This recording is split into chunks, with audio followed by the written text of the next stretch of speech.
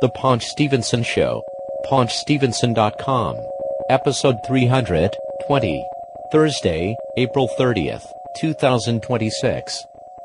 Welcome to the Paunch Stevenson Show.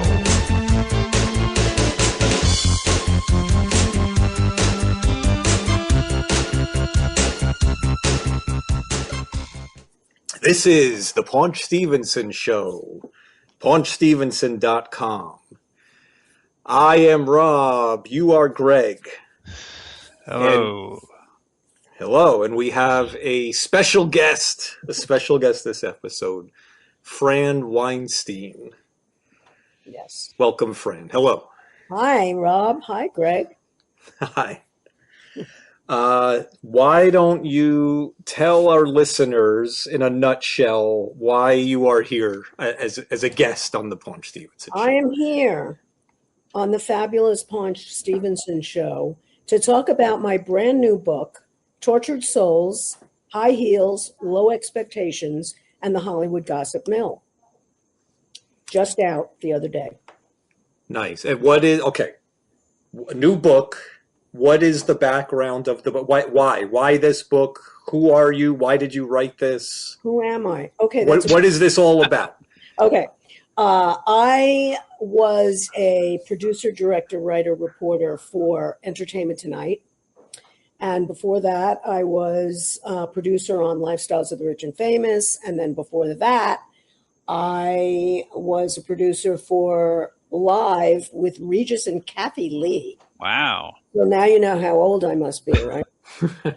And so I basically have had a 35-year career in the television business, specializing in entertainment news, etc. Yeah. So very nice. So, okay. Entertainment Tonight. Did you work with John Tesh? Yes, I did work with John Tesh. Nice. Bless him. Sweet guy. Sweet guy. But that was back in the day. Right. Yeah, I just started them. So, yeah.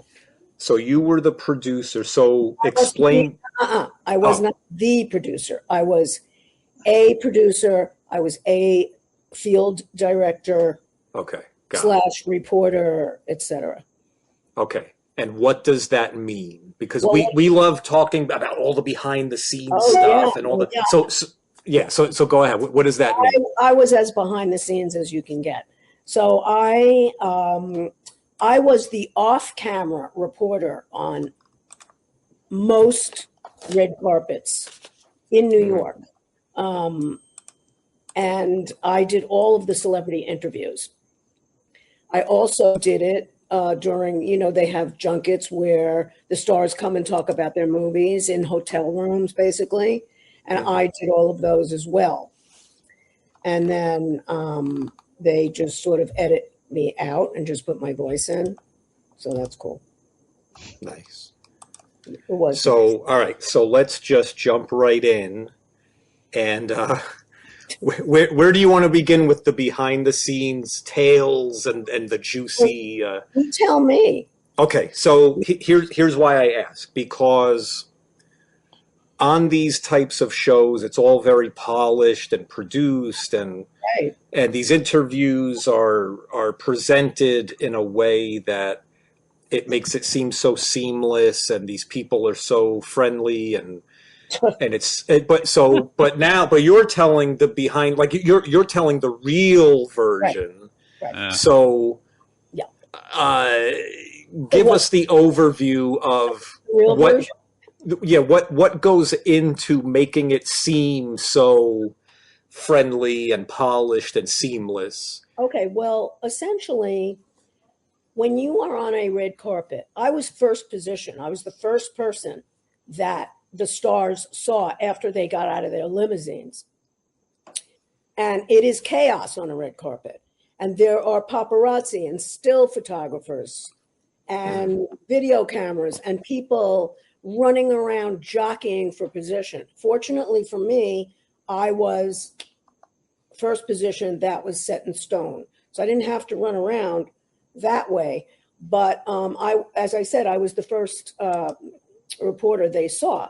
And so I just opened with, I would, I would have seconds to glean the temperature in the room. When you're on the carpet, you don't even have seconds. You have like, okay, I feel this and I'm going to go this way. And it's an instant thing. And you either connect or you don't. You have a couple minutes, you ask your questions, ask whatever it is you want to ask about the movie. If you have an agenda question about maybe their personal life and what's going on, which is generally frowned upon by their handlers, but you can squeeze it in. You can squeeze it in there, and without getting punished. And so that's basically it on the red carpet. But if it's like a sit-down interview with a star, celebrity, rock star, president, princess, you name it, you are generally sitting in a hotel room, and the star each outlet has a room, and the star gets passed from room to room, and they come to you. And maybe you have like 15, 20 minutes, which, as you know, is an eternity on the air, right? It's a lot. It's a lot of time. So, and then you do the same thing. It's just a longer format. So I ask questions. There's a style one has to have, and that is basically you start out asking about the movie. You sort of finagle your way into a personal thing. How are the kids? What happened? Why'd you get divorced? Sorry about your boyfriend who's sleeping around, etc. Wow. Rumors du jour. Yeah. So you're the one asking the question, but on the air, someone else is asking the question. Well, they're not asking the question. So on the air, it's already been spit shined and polished and edited. Right.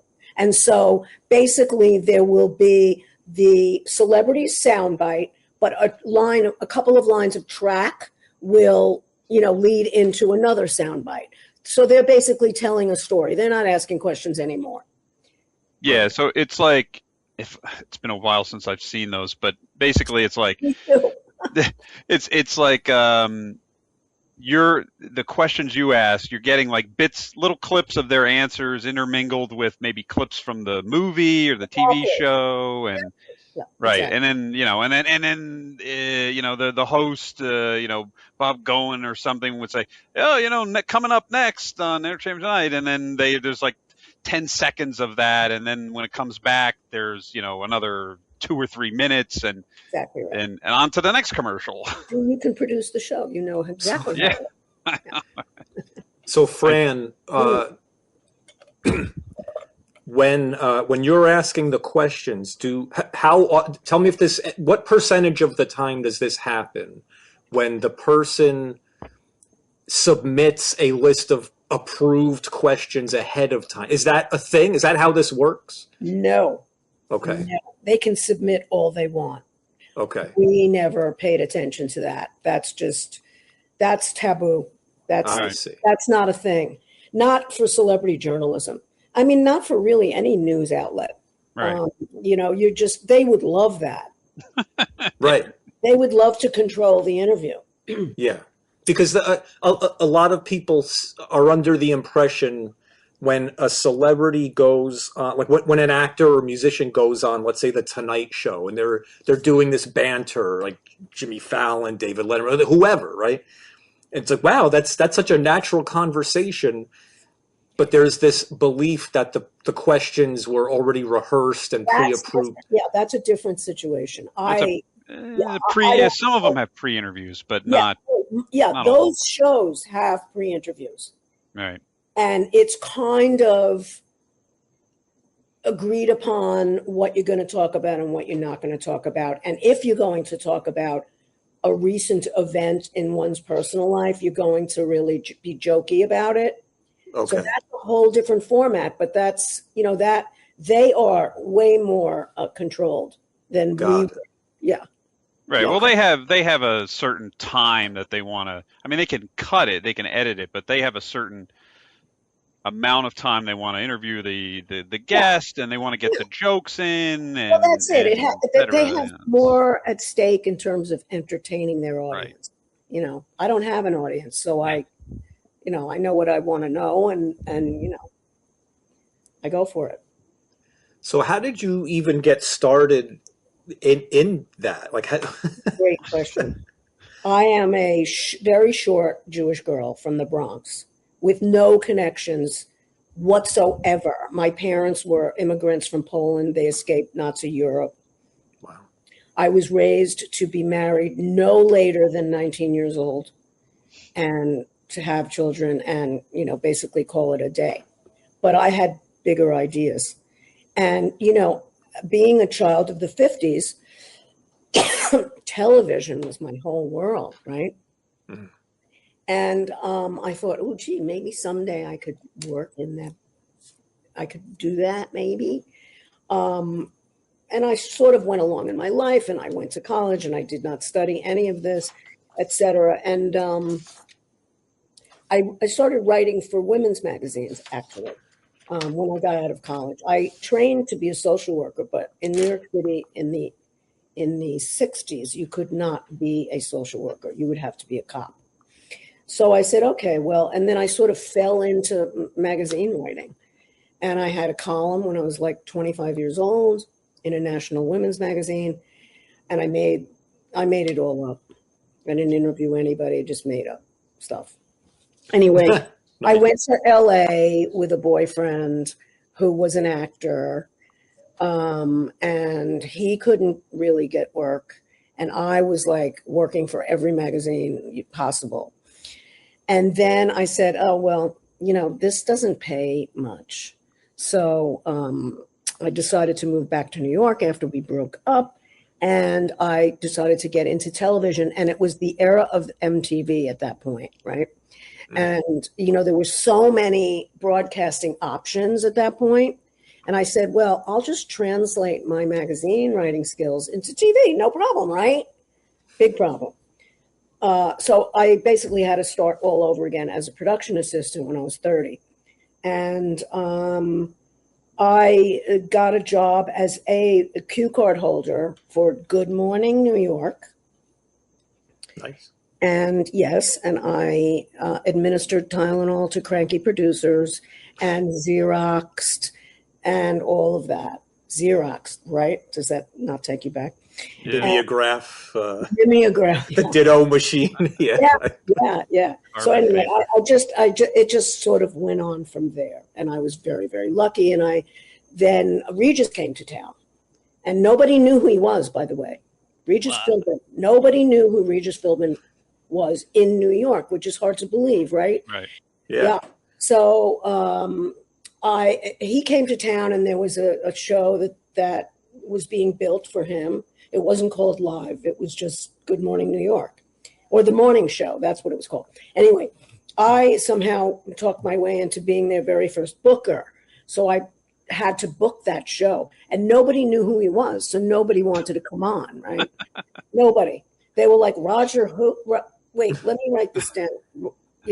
Nobody. So I basically sat on the doorstep of like Joan Rivers, people like that, and begged them to come on the show because maybe Joan knew him from LA, which she did. Right. So by I did stuff like that. And by the first week we had a pretty good lineup. So people didn't remember Regis from the Joey Bishop show. No, okay. No, right. I know. Right. You can't, it's unbelievable, right? It's just unbelievable.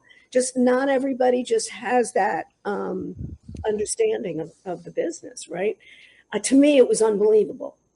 But didn't Regis have like a string of like bombs almost? Like he was on this show and it got canceled. He was on this show, it got canceled. He actually had a morning show in Los Angeles. Right. I just want to make sure I'm getting my facts straight, but I know that he had a morning show and it just failed. And I believe it was with Mary Hart, as a matter of fact, who went on to host Entertainment Tonight. Right. But anyway, yes, it failed. And so he was brought to New York, where he's from. He's also from the Bronx. Yes. And I'm telling you, as he used to like to call it, it was a runaway beer truck. It was unbelievable. It was instantly, it was instantly a hit. Yeah. Nice. And of course now you don't have to book that show. That show books itself, right? Right. It's unbelievable. So yeah, he was great. Yeah. It was, we were big Regis fans. Well, because he went to Notre Dame, and we were big Notre Dame fans, so Cool. it was like automatic. Did you go to Notre Dame? My uncle did. I did not. I went to the local state school, Rutgers. Okay. But that was Regis. He was great.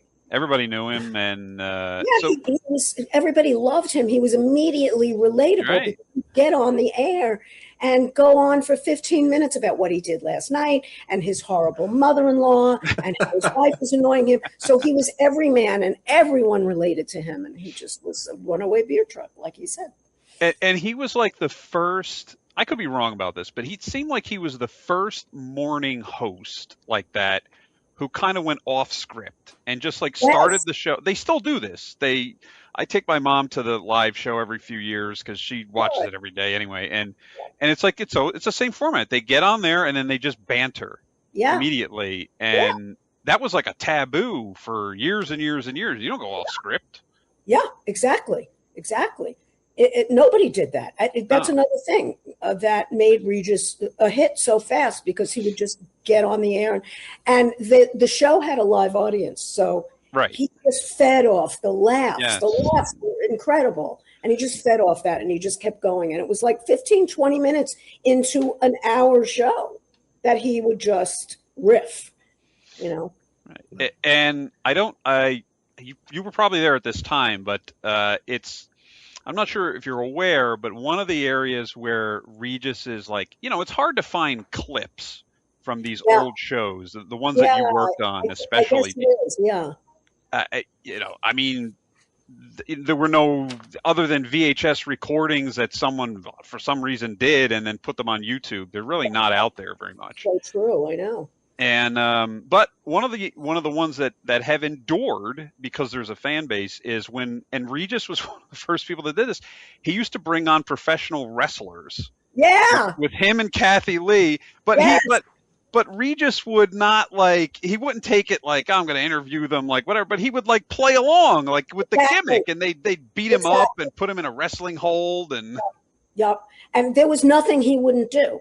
Well, that's true. He was, there was just nothing he wouldn't do, and he did it. And the more, like with wrestling, the more crazy it was, the funnier it was. Right. So yeah. Yeah. He was. He had a knack. Definitely had a knack for it. Oh God, yes. So Fran, we'll get back to the book in a second, but sure. No problem. You mentioned so growing up in the 1950s. Being in love with TV. Yeah. What were, just off the top of your head, some of your favorite TV shows growing up as a child, and then some of your favorite TV shows as an adult?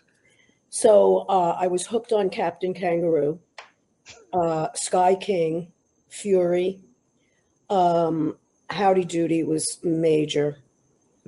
In fact, just as an aside, I was a huge Captain Kangaroo fan, and when I was in first or second grade, we had a class trip, and we wound up in the CBS studios, and I met him. Yeah. Wow. And then when I was working for Entertainment Tonight, we were doing way into the game. We were doing a Whatever Happened To segment. And my assignment was to go to Captain Kangaroo's house in Babylon, Long Island. Yes. Wow. And it was fabulous. So that was just an aside. But anyway, so those were the shows I loved as a kid. I loved, what was the show with Ricky Nelson? Ozzie and Harriet? Ozzie and Harriet. Thank you very much. Ozzie and Harriet, My Little Margie, all the sitcoms at the time. I loved Dobie Gillis. Oh, boy, I'm trying to remember. I was really a TV freak. So are we, obviously. Yeah, And then, obviously. okay, now you're grown up. What shows were you watching as an adult? Dynasty was a big favorite. I was very into the soap opera stuff, the glam soap opera stuff. Dynasty was great. What else did I love? Well, I can't remember as an adult, but I will tell you that now I'm hooked on shows like 90 Day Fiance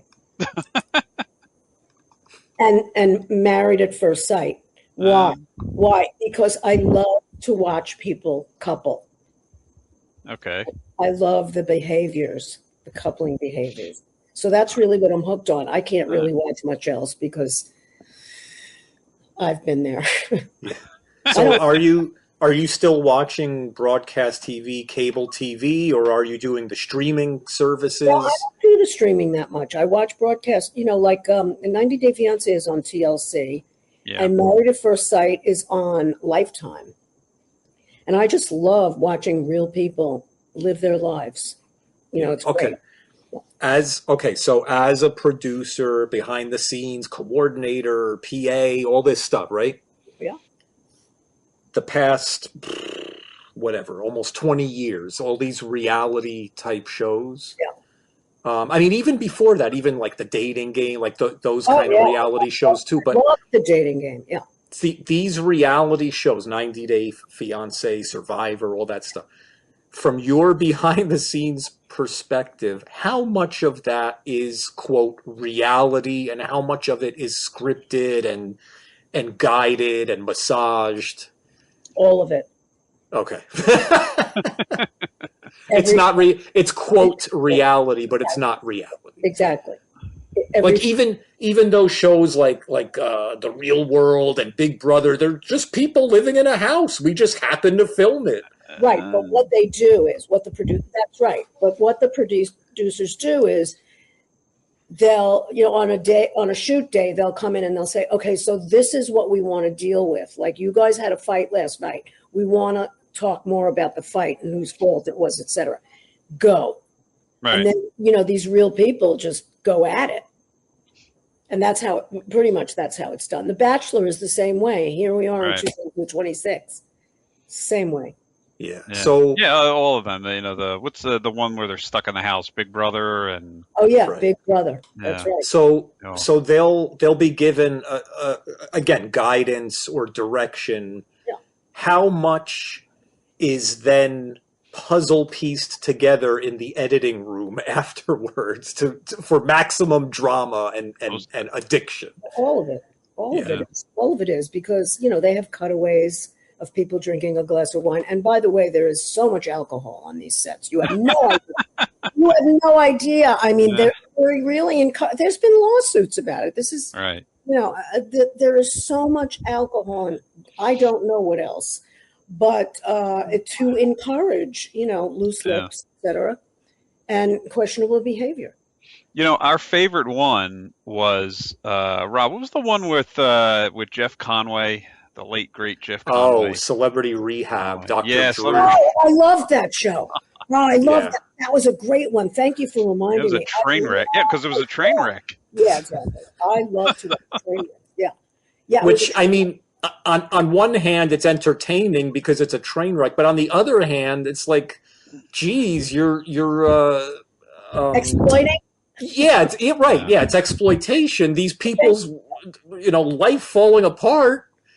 And you're like, it's entertainment, but right, and it's entertainment, and it's under the guise of public service because you're helping somebody get clean and sober, which is and supposedly but the underlying point of it all is they're celebrities, and they know that this is on camera, and so they know that boy, if I do the craziest thing here, if I get the most dramatic, I'm going to get the airtime.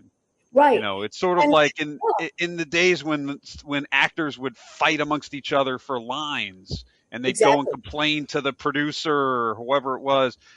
He stole my line. I was supposed to have this line. Like, what's the big deal? But it's very protective of that. Yeah, and listen, that's how these shows get cast.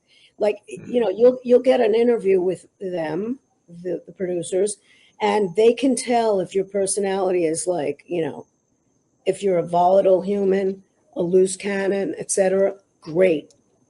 Better Right. television. Right. Fran, to go back to the 1980s, but you mentioned you worked on Lifestyles of the Rich and Yes, Famous, yes, Robin Leach. yes. Oh man, I have so many questions. My first question is, uh, what? How do I want to phrase it? Okay, it's the late 1980s, and you have like these middle class people, like my parents, struggling, and like middle class people, and Sure, working full time, whatever, sure. and then coming home at night and turning on the TV and supposed to be entertained by millionaires shoving it in their face how I have 18 yachts and caviar parties, and what was the mentality behind that? I mean, Well, and what was the lasting, were there lasting repercussions of a show like that? first of all, I mean, that show was on for, oh my God, like 15 years, I think. And it was long running and highly rated. It was syndicated. It made tons of money. Why? Because it was such a fantasy. It was the first time, really, other than in the 50s. I think they had a show called. I think Edward R. Murrow would take you like with his microphone into people's houses, but it was not like this. This was glorious. Stars were letting us into their homes, their mansions, and we had, videotape. It was easy to do. It wasn't film, and it was a spectacle. And people would come home from work and watch this and go, "Oh wow! If only I had that. Yeah. If only I had that." And what are their lives like? They must be perfect. Right. Also, America does not have royalty. Well, I don't, considering who we have now. But for real, Toiletry. yeah, exactly. But for real, we don't have royalty, No. and so celebrities are American royalty. That's it. Do you think that I mean, especially with the way things have gone the past couple years, and people are really struggling, but there's still this, I don't even know where I'm going. Yeah, but There's all these billionaires just like flaunting, like Elon Musk, Mark well, Zuckerberg. They're all like, "I need another 100 billion," like just flaunting it in everyone's face while people are starving. Did that start there? Is Well, there a connection? I think the spectacle of it started there. It just caught fire. People right. just love to watch it. Right. I don't know if it was still on the air at this point, but MTV did the show Cribs, That's which right. which was for the younger generation. It That's featured right. younger actors and people, sports people, and all that kind of thing. Exactly. And it was essentially the same thing, 100% although it was. Yeah. it wasn't as glitzy. It was kind of funnier because you'd think like, oh, how does I'm not going to say somebody like a Britney Spears, but Right. somebody, they couldn't get her, but some like actress, you'd be, oh, they must live in this big old mansion and they have like a like a three-room apartment. Well, exactly. It's so And funny. Yeah. Go ahead.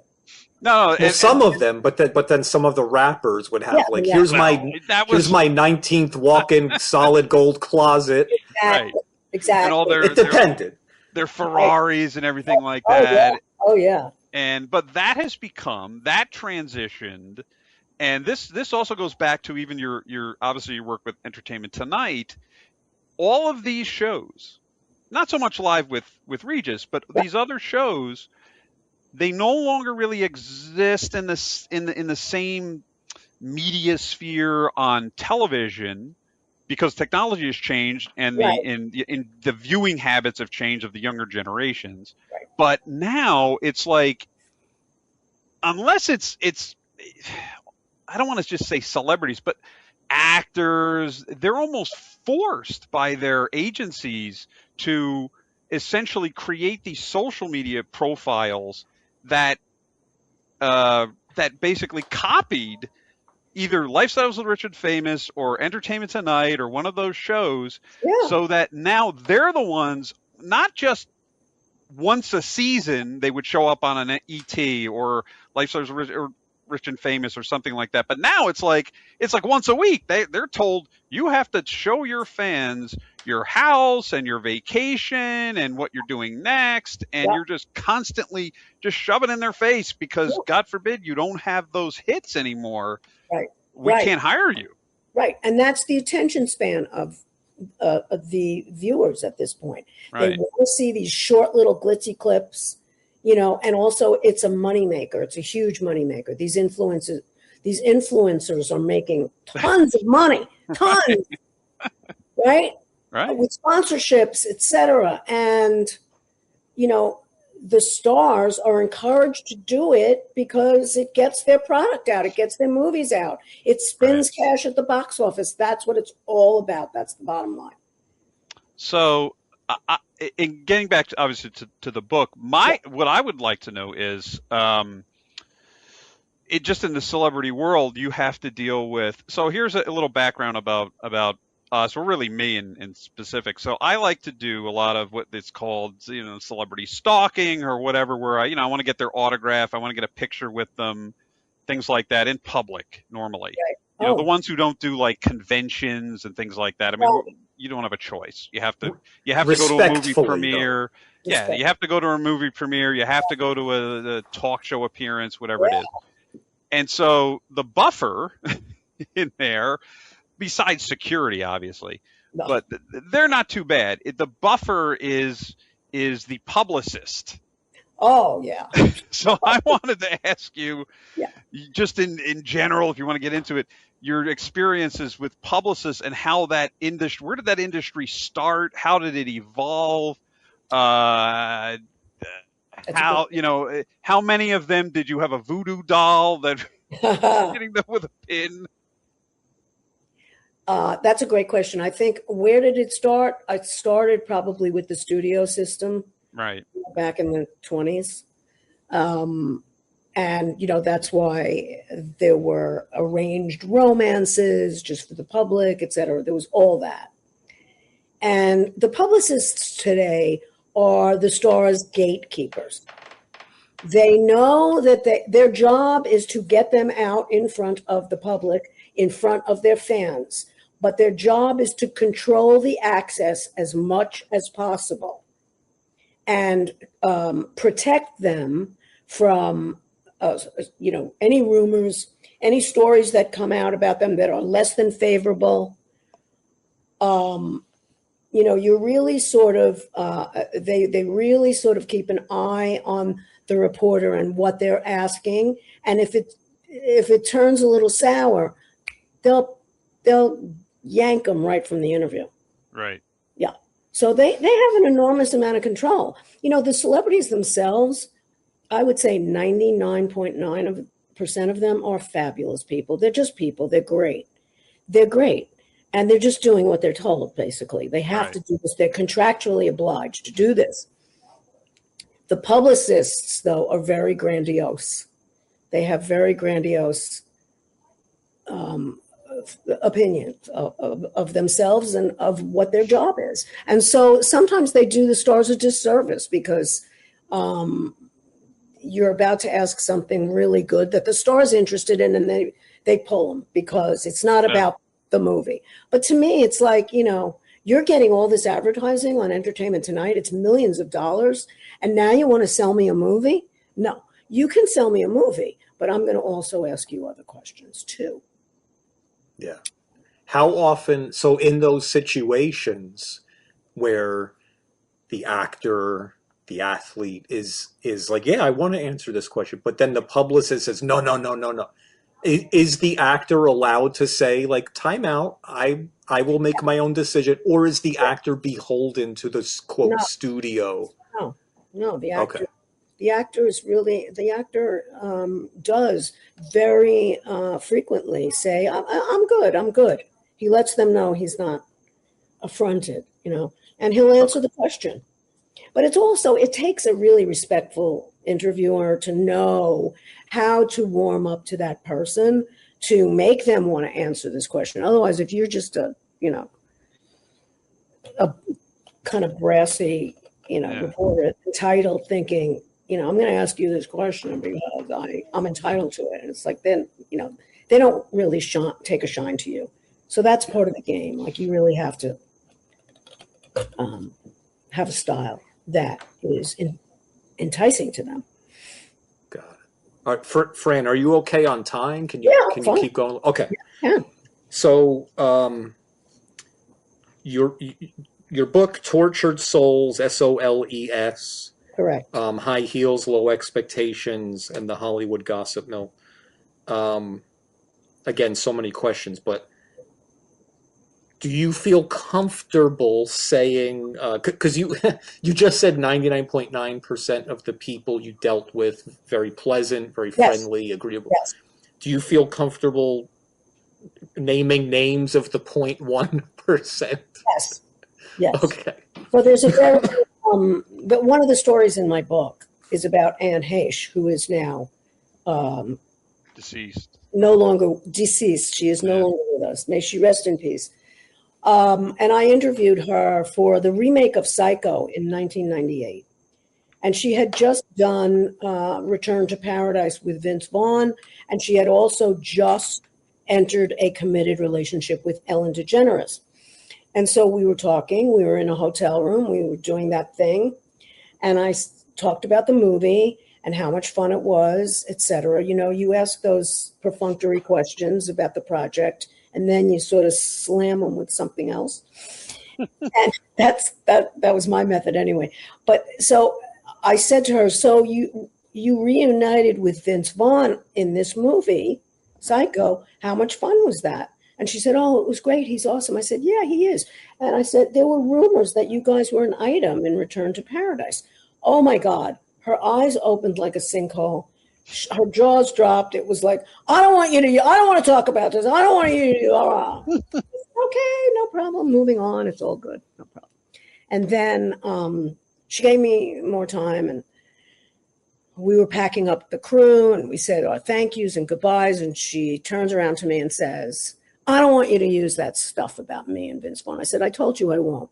Long story short, she goes wherever she goes. I get a knock at my door, and it's the studio publicist. She wants the tape. She wants you to give her the tape. She wants you to give her the tape. And I'm like, I'm not going to give it. Come on, man. Like it's East Germany. Yeah, exactly. Give me the tape. Exactly. And I'm like, no, she's not getting the tape because that's just, she's like, she wants it. I'm like, I know. But I assured her that it's all good. I'm not going to use it, and she left. Next thing I know, her personal publicist knocks on the door, and he's like, she wants you to give her the tape. You need to give her the tape. And I said, no, I do not need to give her the tape. And we don't do that. And it's a precedent that is not starting now. Okay, whatever. Right. Okay, he leaves. He said to me, this is a great example of publicists. He said to me, if you don't give me the tape, you will never get another interview with her again. And I said, I don't care. I really do. And so we're leaving now, and the elevators opened, and out lunges Ellen DeGeneres. And I looked at her and went, you're not getting the tape. You're not getting it. And she was screaming at me and hollering at me, and you don't respect me and all this stuff. I said, let's get this out of the hallway of the St. Regis Hotel. And we went back to my room, and she called her manager, her agent, her lawyer, her next door neighbors. I mean, she called everybody she knew, and they all said to me, just give her the tape. What's the big deal? I'm like, no. Now I'm at the St. Regis in the room, and there's a lull in the conversation. I'm like, I'm going to be here forever, for God's sakes. Next thing I know, a ghost like wind comes over me, and she's gone, and my tape is gone. She stole it out of my purse. She went inside my purse. She stuck her hand in my purse. Anne Heche did this? Yes. So now I'm running through the hallway. I'm running through the hallway of the plush St. Regis Hotel. It's a nice place. Yeah. It's a beautiful place. Screaming, burglary, robbery, she stole my tape, I'm calling the police, this and that. And the studio publicist was scampering alongside of me. She goes, don't call the police. You know, in her anxiety, she led me to her room. At which point I kicked in the door, and Anne was sitting on top of the toilet lid, getting her makeup touched up. And I said to her, give me the effing tape. You stuck your hand in my purse and you took my effing tape. Now give it to me. She goes, I don't know what you're talking about. Whatever. I leave. I go to call my executive producer to let her know I'm now calling the police. She's like, Franny, don't call the police. I said, why not? She said, it's going to get in the papers. And I said, okay. It did get in the papers, by the way. Anyway, I said, she goes, just come back to the office. And when you do, we'll decide what to do. We'll never deal with her again. I said, great. I walk back to the office. Now she's got the entire West Coast Bureau on a conference call. And she goes, now what shall we do? And everybody said, call the police, have her arrested. So that is what we did. Wow. She was on a plane already, and we met her at the plane. We did file a police report, but basically her people said she never had the tape. She doesn't know what I'm talking about. Years later, I heard she threw it in a New York City sewer. That's what I heard. So anyway, and this was months disappeared. It disappeared. Ah. Yeah. So that's one. The other person is Harvey Keitel, who is a miserable human being. He, there aren't many that are so miserable. He walked into the interview, got mic'd up. I asked him about the movie. I don't want to talk about that. Okay. Well, he was a magician. It was the Houdini movie. So I said, well, God, where did you pick up those magic skills? I don't want to talk about that. I said, okay, what would you like to talk about? He said, I don't want to talk at all. Ripped off his mic and left. So that's enough. Okay. So in fairness, I don't think I or most other people have ever seen that movie, and he probably had a feeling no one would, and was like, why am I talking about this? Exactly. So when most people would sit down with you for these conveyor belt interviews, right? That's a great way of putting it. Thank you.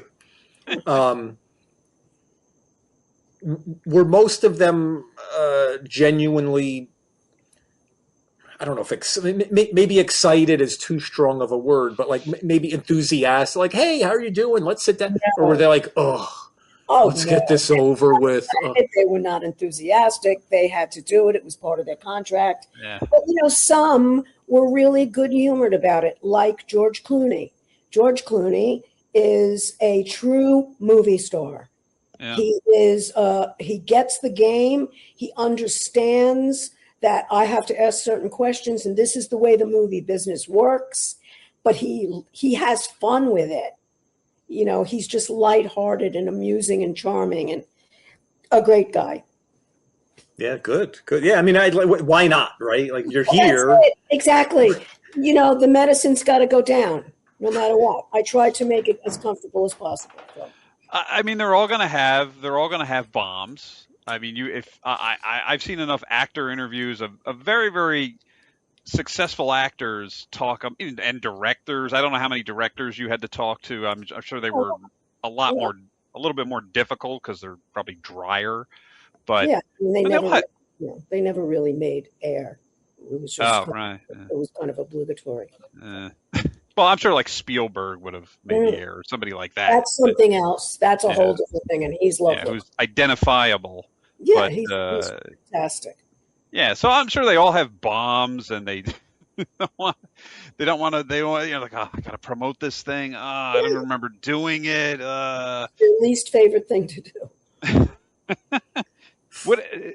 So I guess the question is, relating to the book, do you decide to go into like a lot of anecdotes with actors that they might have had, or maybe you don't remember a lot of them? Do you possess a lot of interview tapes? No, I possess none of them. I don't have any of them. And Well, because the camera was not on me, so Right. basically the show has all the tapes in their vault. Yeah, in the vault. Yeah. Because Well, I was going to mention. Sorry, I was going to mention. There was another interviewer.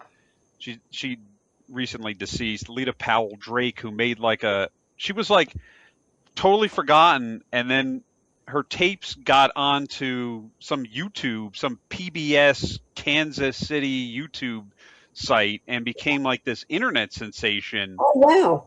And she was rediscovered, I don't know, maybe a decade ago or something like that, because like now when she did the interview, it was her on camera seated across from the celebrity. So they were both on camera.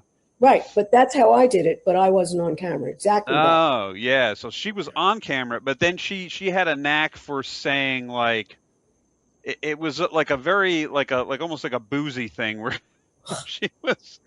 it was almost like two people like at a bar kind of talking, and she had a knack for saying these really, really outlandish things, and so that's why they become kind of famous, because she'd be talking to, I don't know, like a John Malkovich who's like infamous for being like stone faced and not really saying much. Oh yeah, you're not going to get much out of him.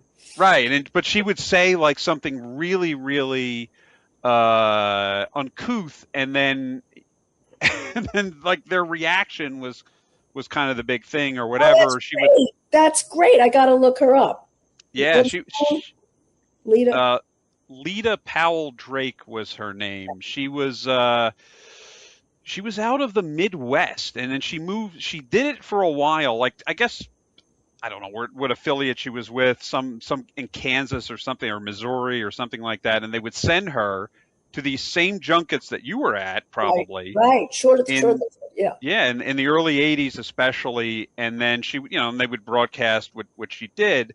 Yeah. But what became the internet sensation was she donated all of her material to like a local library or whatever it was, right? Oh. And this library, the librarian, she was still alive at this point. The librarian decided, well, I'm just going to put these. It's ours now. I'm just going to put these on the YouTube. That's awesome.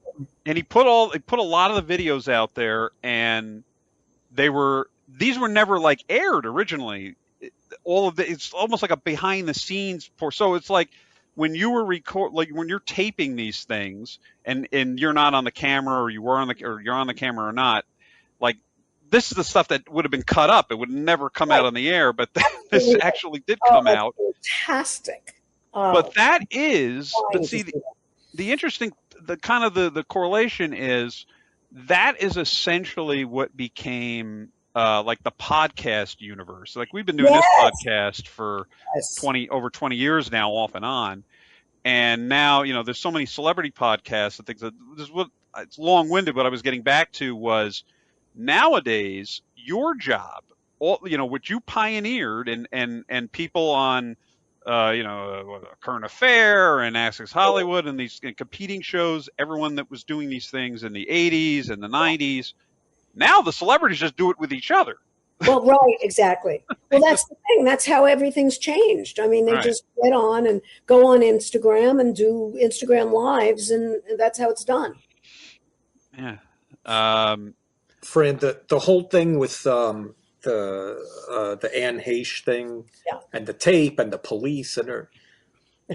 Over the years, throughout your career on all these different shows, how many were there any frivolous lawsuits? I mean, was the production company or the studio constantly fielding and navigating frivolous lawsuits from overreacting actors and publicists? Yeah, sure they were. And I mean, I don't know the specifics of them, but yes, they were. They were frivolous, and in the end, I don't know if any of them really were big settlements or anything like that. Yeah. No, I mean it's like a First Amendment thing. Yeah, it's First Amendment. It's you sign. They signed the waiver. That's right. Exactly. Yeah. No. I understand, but these people, like the whole Streisand effect, they can't just certain people can't let it go, and they just have to. Absolutely. No, what was more insufferable was that if you were the cause of a fracas like this, you would be punished. You would be banned for like no access for a year to that star. That was the more common, Right. I by see. their people, by their handlers. Like it was like the Johnny Carson rules. If for some reason you set him off, you'd never get on that show again. That's right. That's right. Fran, my last question, because we don't want to take up your whole night, but your book, Tortured Souls, SOLES, High Heels, Low Expectations, and the Hollywood Gossip Mill. Explain the title. Oh, okay. Well, Tortured Souls, SOLES, is a play on Tortured Souls, which I think that most of the people in this book are. I think that most celebrities are, with the exception of a very few, are tortured souls. All of us who work in the industry are tortured souls. You have to be to get into something like this. So that's that. And then the high heels were me on a red carpet wearing 6-inch heels because I'm really tiny. I'm like 4'11" and 7/8, and I had to be seen, right? These stars are enormous statues, goddesses, so I ran down city blocks in high heels trying to get people, ran up and down steep staircases, whatever I had to do, I'd run around in 6-inch heels. And the low expectations was how I was raised, just really live your life, have a couple of children, and, shine it all on. And then the Hollywood Gossip Mill speaks for itself. And there are stories in the book about my experiences with many of the stars. So you trying to get attention on the red carpet and the high heels. I mean, you seem so, you come across to me as very well spoken, confident, just very easy to talk to. Is that something that you struggled with, getting attention, or were you ever intimidated by anyone, like awestruck, starstruck? Never. You can't be starstruck and do this job. You cannot. You cannot be starstruck and do this job. You have to really just do your homework and research every single iota of information that is in the universe, so that when you sit down with them or you happen to see them, you know everything and you're prepared to speak with them. So that always gave me the confidence that I was prepared. I was prepared for whatever they had to say, and I really, really tried to make their time pleasant, because I know that this was not their favorite sport. So I really did try to make it, I tried to make it more fun. Pre-internet, how would you research every iota? That's a good question too. Pre-internet, I went to the library and I searched on microfiche. Nice. I know. Hard to believe, right? Hey, we didn't have cell phones. We got our assignments. Remember Kinko's? Yeah. Okay.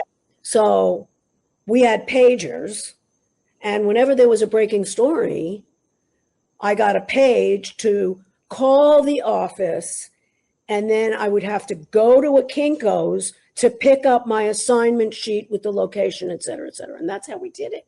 Crazy. Wow. But like via fax or? Yes. Yeah. Yes, via fax. Could you believe that? Hours. Can I ask you one last question? If you feel comfortable, if you don't, fine, no pressure. I'll let you know. There is a particular TV game show host.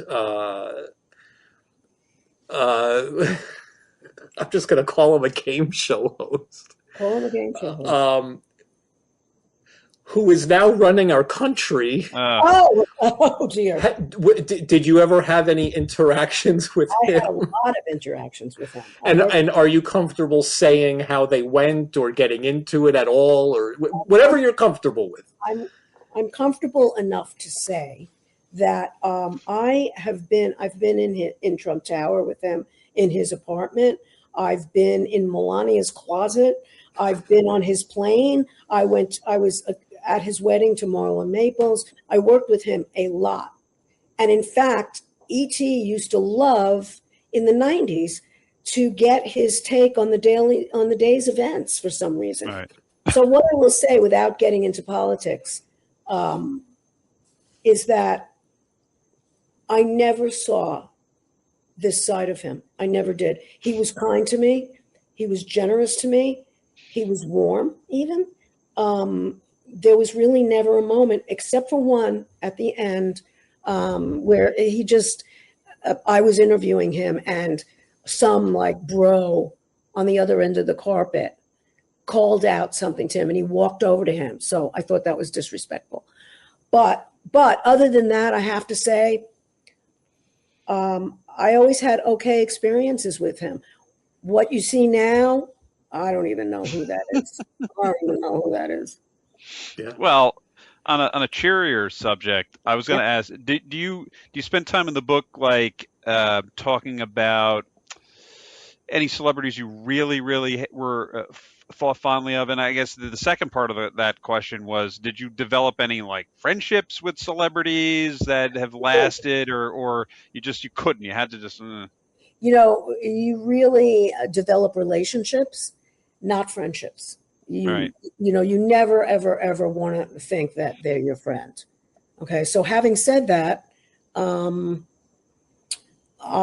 had great relationships with Michael J. Fox, and I was assigned to basically ambush him after he announced that he had Parkinson's disease, ambush him for a reaction, and I refused to do it.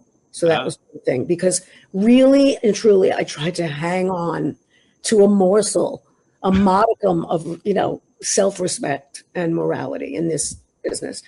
And then the other person was Kelly Ripa. We were actually very friendly, she and I. But I ambushed her as well. You may remember, I don't know if you remember this event, but Clay Aiken from what was it? American Idol. American Idol was filling in for Regis. Yes. And so you know this story, right? So she it's coming back to me. Yeah. Covered her mouth because she wasn't letting him talk. And she whipped around and she said, "Oh my goodness, I don't know where that hand has been, honey." And so it blew up into this homophobic. Oh, right. Yeah. And I mean, it was just insane, and the press went wild. And it was the day before Thanksgiving, and I was dispatched to the studio to get a response from her. And she saw me coming, and we were friendly. And she saw me coming, and she was like, "Oh, no, don't tell me you're doing this." And I had to do it. And I didn't think there was anything wrong with it, quite frankly. And so she couldn't get home for Thanksgiving for hours because we were out there. So she finally had to sneak out of another studio entrance to the ABC News building, which was next door. And that's how she got home. But she never never spoke to me again. Wow. Yeah. So, I mean, that's the biz, I guess. But. Yeah. Fran, is there any, again, we don't want to keep you all night. This has been great, by the way. This is fantastic. I mean, we could talk to you all night, but good. That's fun. Yeah. Really fun for me. Really. Let me just not take that. That's the cue. That's the next podcast. No. Before we go, is there anything else you want to add or mention about your book, Tortured Souls? First of all, is the book out right now? It is out. It was published on April 28th, which was Tuesday. And it is out, and it is available on Amazon, barnesandnobles.com, and you should buy it because it's really entertaining. It is very entertaining. This whole conversation was very entertaining. Any other tidbits? Now's your the floor is yours. Go ahead. No, I think you really covered it quite well. I think you covered it quite well. When is this going to be live? Or is it live now? I will let Greg answer that. No, we're not live. We're recording. No, I know. But when is it up on your? Yeah. It should be over the weekend. Okay, cool. Should be able to put it out. Cool. There's some little. I mean, there's little things that it's just audio. We don't. No, I understand completely. We don't do video. Yeah, no one wants to see my dungeon that I live in over the Home Alone basement. Oh, that's cute. No, you guys are great. It was really, really fun for me. Really fun for me. So likewise. I appreciate it. Good. Thank you so much. All right. Good luck. Good luck with the book, and hopefully, I don't know. Just tell people to buy it. Yeah, buy the book. Come on, all of our listeners, everyone in the world who listens to this, buy the book right now. Do you plan on doing any like appearances with the book, book fairs, or cons? I probably will be at some book fairs. I'm going to be doing Good Day New York on May 20th with the lovely Rosanna Scotto, who I worked with many years ago on the Regis Philbin show. And looking forward to that. So that's what we've got so far. We've got, it's been fun. It's been a lot of fun. Excellent. Well, Fran Weinstein, what, Weinstein or Weinstein? Weinstein. Weinstein. Okay. It's the name of the doctor, not the monster. But right. Okay. No, Fran Weinstein. And I'm not related to Harvey Weinstein either. I'm sure, and I'm sure you have some whoppers about him, as everyone else does. Yeah. You know, the thing about the book is it's not a tell-all, it's a tell-some, and he ain't in it. So. Good. Yeah, I wasn't going to go there, but it's Fran Weinstein, thank you so much. Thank you. Pleasure. Take care, guys. Take care. Bye-bye.